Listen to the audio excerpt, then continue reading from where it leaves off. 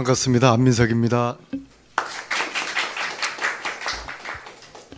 제가 그 생존수영 초등학생들 생존수영 선생님 창시자가 누군지 아세요? 누군가가 시작을 하자고 했고 실행을 누군가가 했을 거 아닙니까? 제가 대한민국 생존수영의 창시자입니다. 그게 중요한 게 아니라 제가 졸지에 어떻게 하다 보니까 또 대한민국 이 스프 운동의 창시자가 되었어요. 그 사정을 말씀을 드리겠습니다. 몇 달 전까지 제가 실리콘밸리 근처에 있는 UC 버클리에 몇 달 동안 있었습니다.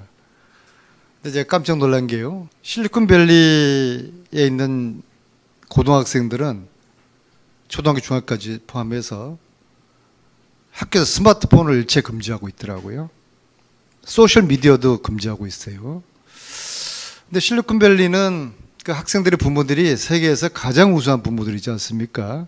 애플의 본사가 있고 구글 본사가 있고 넷플릭스 본사도 실리콘밸리에 있습니다. 그러한 정말 소위 말해서 세계에서 가장 좋은 학부모들이 있는 실리콘밸리에 있는 학교의 학생들에게 왜 스마트폰을 금지를 할까?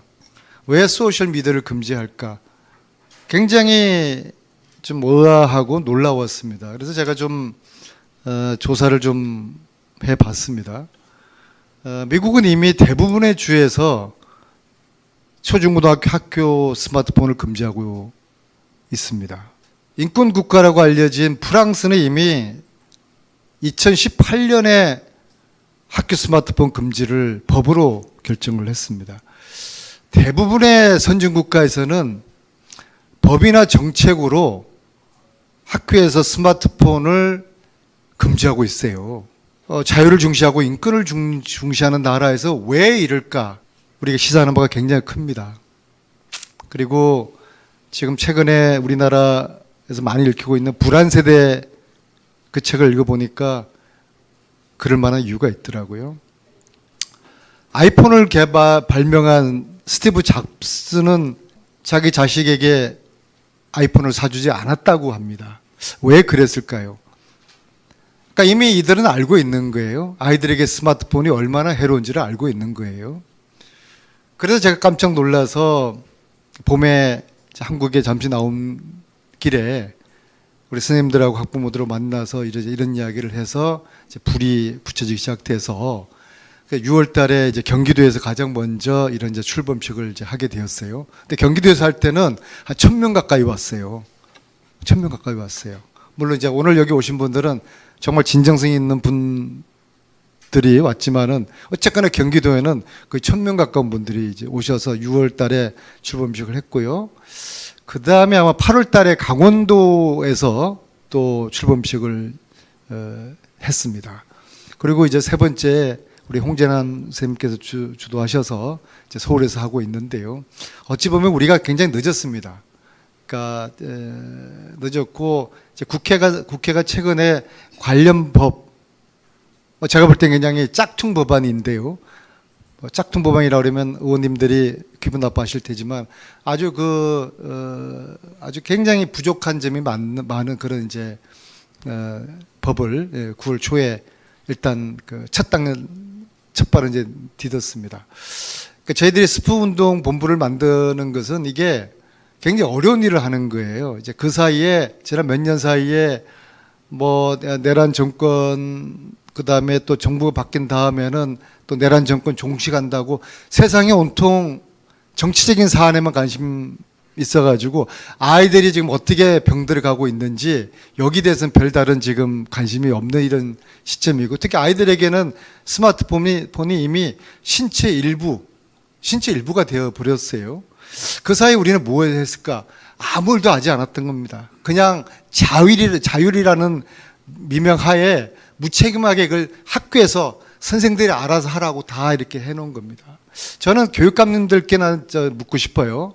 도대체 아이들이 지금 병들어가고 있는 스마트폰에 대한 어떤 생각을 가지고 계신지 정부가 하지 않으면은 교육감님들이 각 시도교육청에서 일정 정도 할 수 있는 조치가 저는 있다고 보고 그 조치를 해야 된다고 보는데 17개 어느 시도 교육감님들도 이 조치를 하지 않고 있어요. 아마 내년 지방선거에서는 무상급식이나 혁신교육처럼 저는 이 청소년 스마트폰 이 문제가 내년 지방선거, 교육감 선거에 굉장히 큰 저는 쟁점이 될 거로 봅니다. 왜냐하면 우리나라는 세계에서 청소년 스마트폰 의존율이 저는 세계 1등일 거라고 봅니다. 두 가지 이유인데요. 첫째는 우리나라가 세계적으로 스마트폰 보유율이 세계 1등입니다. 그 다음 두 번째는 여기 대해서 아무런 우리가 조치를 대응을 하고 있지 않기 때문에 당연히 저는 청소년들의 스마트폰 의존율이 세계 1위일 거라고 봅니다. 그럼에도 불구하고 교육당국, 교육부에서 또 교육청에서 아무런 일을 하고 있지 않는다는 것은 굉장히 유감스러운 일입니다. 그래서 저희들이 나서게 되었고, 이게 어느 한 단체나 뭐 개인의 문제가 아니고 구조적인 문제이기 때문에 이것을 해결하기 위해서는 관심 있는 선생님들, 그리고 학부모들, 그리고 정치인들까지 민관정까지 함께 이 일을 팔을 걷어붙이고 나서야지 뭔가 어떤 변화가 있을 거라고 보고요. 이제 한번 공론화를 한번 해보자는 겁니다. 과연 어디까지 제한을 해야 될지 이제 시작을 스프운동 본부를 통해서 시작을 하게 되는 것이고요. 저는 청소년들에게 일방적으로 스마트폰을 수거하거나 아이들 못 쓰게 하게 금지하는 것에 대해서는 저는 굉장히 좀 비교육적이라고 생각합니다.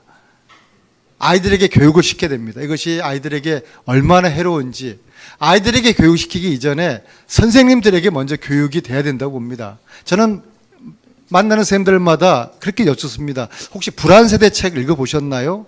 제가 만나본 선생님 중에 아직도 많은 선생님들이 이 책 자체를 모르고 계시더라고요. 선생님들부터 불안세대를 포함한 몇몇 그런 책이 있습니다. 이것이 얼마나 우리 아이들의 정신과 신체를 멍들고 병들게 하는지 선생님들부터 교육이 되고 또 선생님들이 아이들을 교육시켜서 아이들이 학생 자체를 통해서 자발적이고 자율적으로 스스로 결정을 할 수 있도록 그러한 교육적인 여건과 환경을 만들어주는 것이 지금 단계에서 우리 학부모들이나 우리 학교 선생님들이 하셔야 될 일이라고 생각을 하고요. 억지로 수거하거나 금지하지는 말았으면 합니다. 이미 아이들에게는 이게 콩팥이나 등등 신체 장기 같은 그런 것이 되어버렸기 때문에요. 그래서 그러지 말고 우리 아이들에게 자율적으로 판단할 수 있는 그런 교육적인 좀 절차와 과정을 좀 밟았으면 좋겠다. 이제 그런 생각을 합니다. 서울이 바뀌면 대한민국이 바뀌지 않겠습니까? 그래서 오늘 오신 여러분들 중심으로 서울에서 이 스프 운동의 불씨를 활활 타오르게 하셔서 그래서 서울 학교가 학생들이 교실이 바뀌고 그래서 대한민국이 바뀌는 그래서 아이들이 스마트폰으로부터 좀 거리를 두고 자유로운 그러한 청소년들이 되기를 바라겠습니다. 고맙습니다.